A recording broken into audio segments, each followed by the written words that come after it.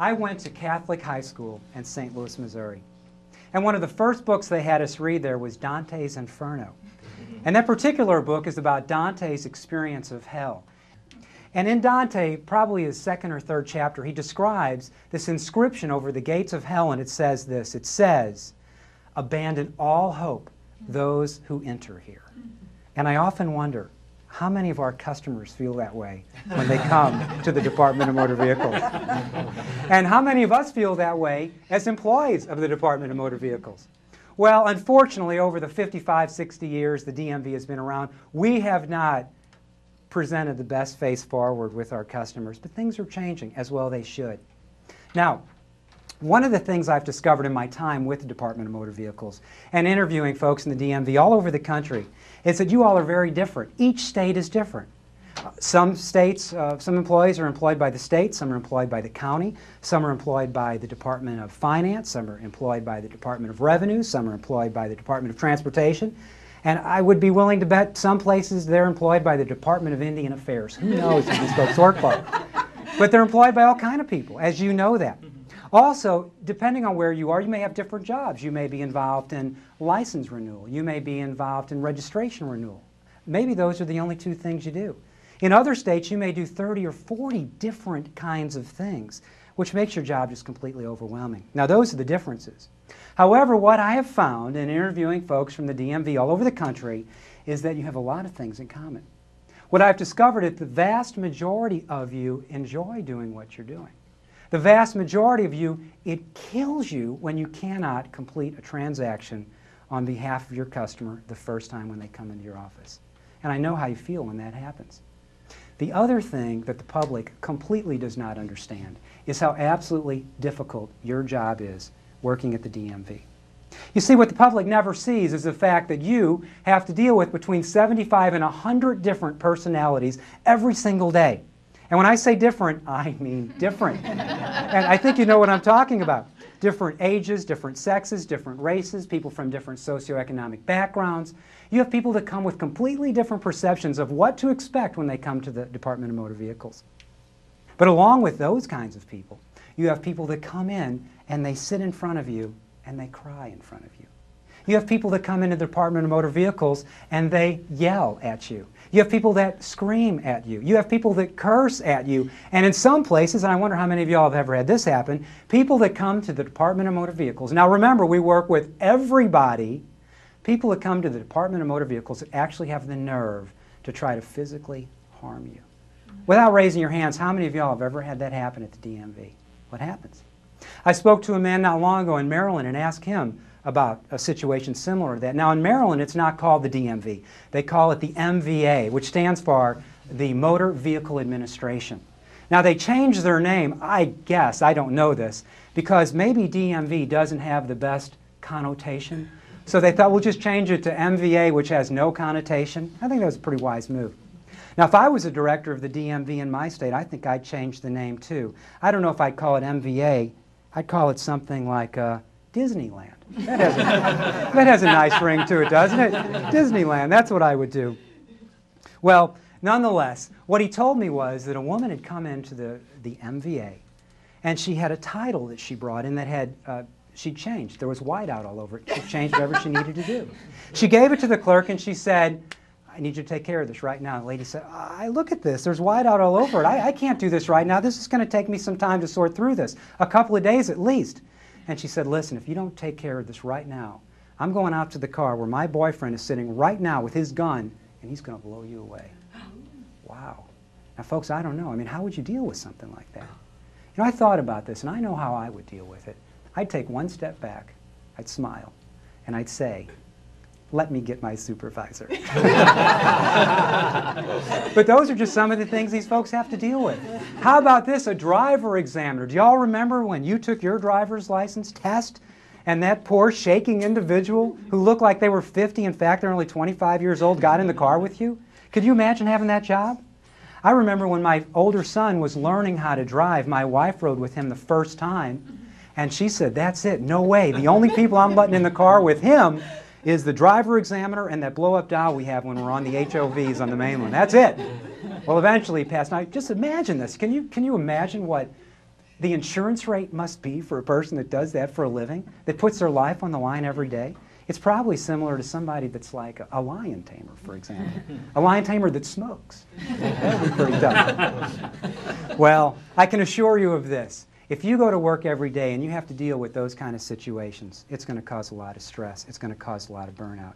There's not a single a driver examiner that I've talked to yet that hasn't told me, Bob, you know what? We have rules and regulations we follow when we watch people drive with us. They have to drive safely. They have to obey the law. And if they accomplish what they need to, we pass them. On they go to get their driver's license. But every single driver instructor that I've talked to has said, every time they turn on the radio and every time they open the paper, they pray and hope that somebody they had provided a license to hadn't been killed in some kind of an accident.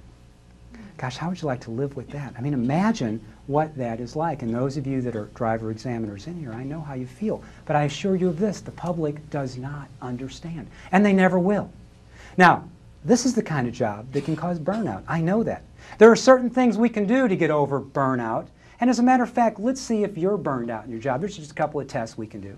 If you notice that people don't treat you the same as they used to, maybe they're a little meaner to you. Maybe they're just not as polite to you as they used to be. Those are signs of burnout.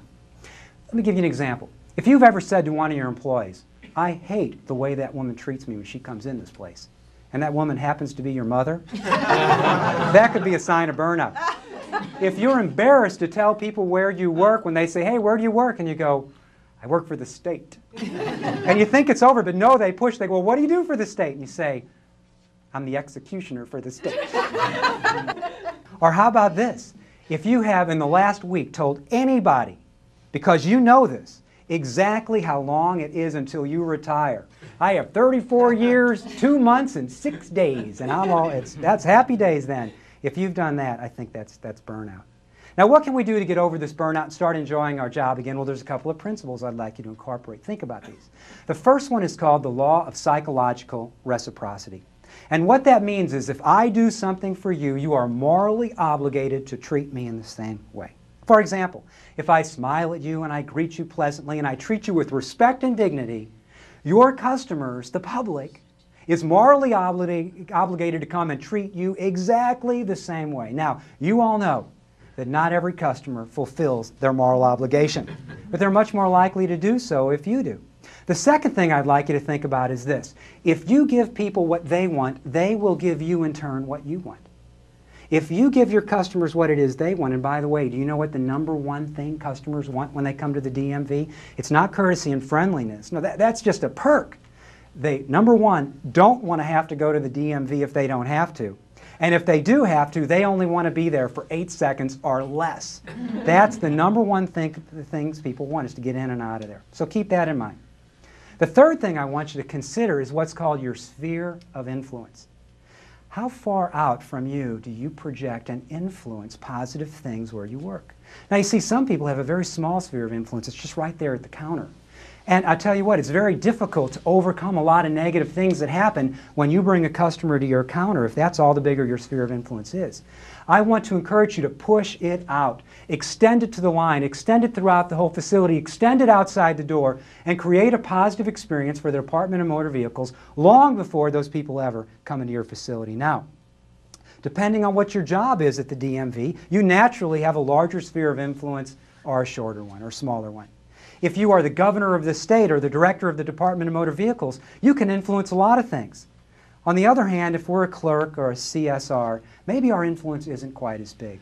So let's take those three principles and see what we can do to overcome job burnout, enjoy our jobs better, get customers what it is they want, getting in and out of here, and give us what it is we want, a fulfilling job that's fun where the time flies by. Well, let's take a look at some things different states are doing. For example, in Nevada, well, how many of you have noticed this? On the last day of the month, which is by far the day that every procrastinator in the state comes to the Department of Motor Vehicles. Let me see your hands if you're one of those people. You know, the other 200 didn't show up here at the program, did they? The line starts, it's like going to a Grateful Dead concert. People bring their lawn chairs 8 hours before the DMV opens. And 30 minutes before it opens, there could be anywhere between 20 and 30 people standing outside. Now what they do in Nevada is they actually go out there before they open and they start looking at people's paperwork.